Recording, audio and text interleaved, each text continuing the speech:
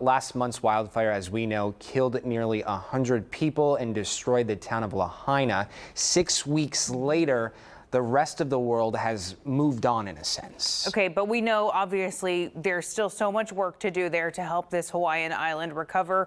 On our last hour of KPRC 2+ Now, we spoke with our executive producer, Tiffany Lipinski, about the relief efforts that she's seeing since traveling back there to her home.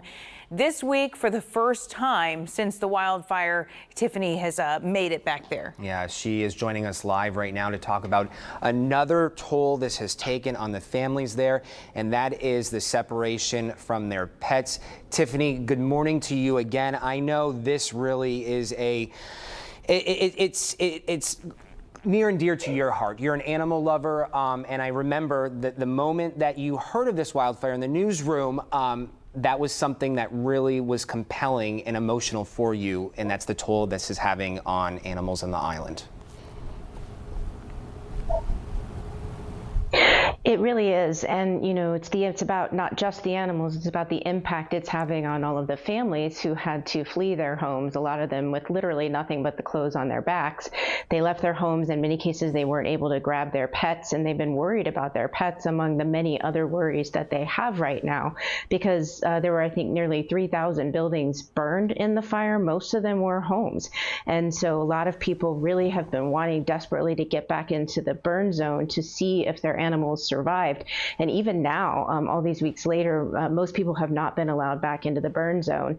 But the Maui Humane Society has been allowed to go in and try to find people's pets who might have survived the fire and try to take care of any animals in need that they're able to find. And as of the last time I checked yesterday, I think they had found and reunited more than 100 pets who were lost in the fire, and their families had to flee, and they were able to reunite those pets with the families. And you can imagine, it may seem like a small thing to some people, but when you've lost everything, to, you know, the looks on some of these people's faces when they've gotten their precious dog or cat back, it's one thing they have left in their lives. It's been really emotional to see. Yeah, no, I'm sure they've been worried about them the entire time. And we know that, similar to in Houston, probably because of the favorable climate all year round, that the stray animal population is a big problem there, as it is here too. And Tiffany, we're looking at some photos of, it looks like you with some cats, pictures of like big groups of cats. Are these recent photos? Are these cats who have survived the fires? So there's a couple, they're not cats who have survived the fires. What they are is, again, it's very similar to Houston. We have a lot of colonies of feral cats here on the island. Cats don't have any natural predators here in Hawaii, and so the overpopulation of cats is a huge problem, and it was a huge problem even before the fire. And so in addition to working to reunite people with their lost pets that were owned animals, Humane Society and other rescue groups on the island have also been trying to figure out how to care for these colony cats and feral cats that are in need year-round. A lot of their feeders actually lost their homes. Many of them have had to leave the island just because it's so expensive, and jobs are hard to find now after the fire with so many businesses lost.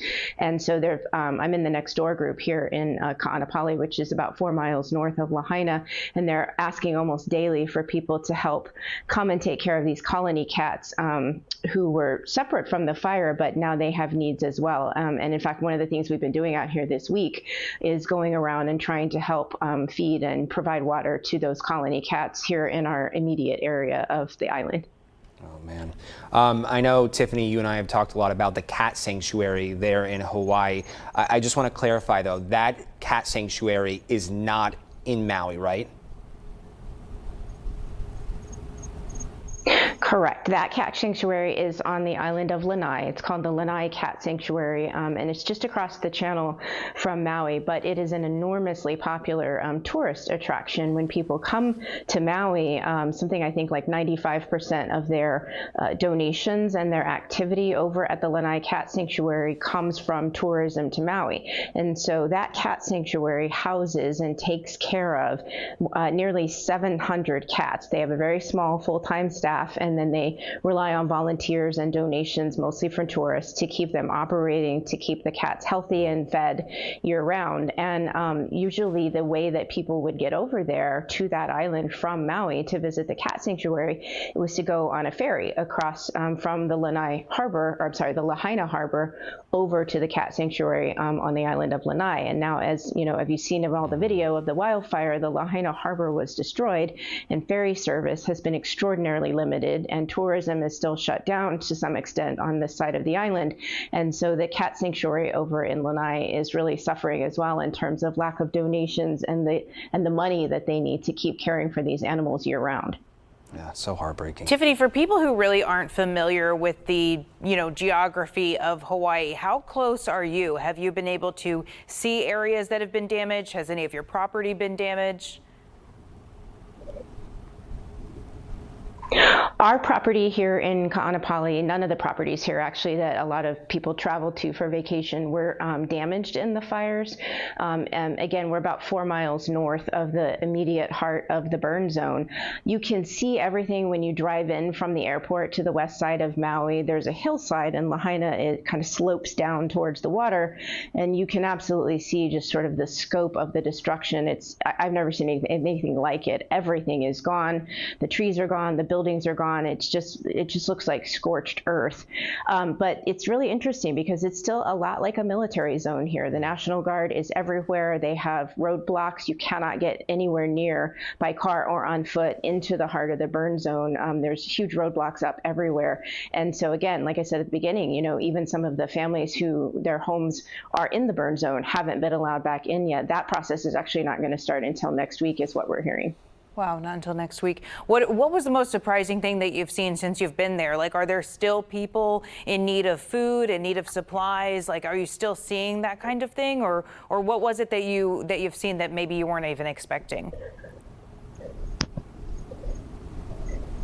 Yeah, I think, that the sort of that military presence with the National Guard, I don't know why my brain, hadn't processed that would be the case out here. That's unusual to see. It feels very much like a military state right now with the movement limited and the National Guard everywhere.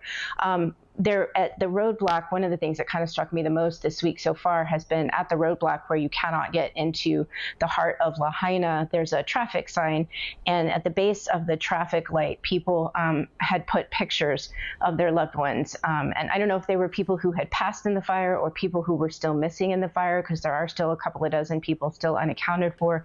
But just seeing those framed pictures of people's loved ones just laying at the base of the traffic light by the roadblock getting into Lahaina was kind of poignant and heartbreaking to me. Yeah. There is a lot of activity here in Ka'anapali related to helping people, though. There's a supply station. The lights that you may be able to see behind me are actually from the Sheraton Maui, and there's a huge supply station there where people are coming just daily, getting T-shirts and blankets and shoes and non-perishable food items, and that kind of need still exists on a day in and day out basis here.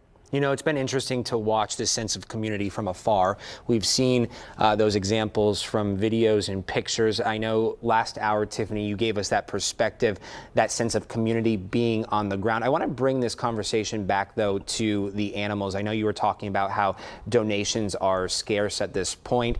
Last hour, you talked about how ways people can help. Mm-hmm. Are there ways, though, people can help these strays, that cat sanctuary, in addition to the other ways people can get involved?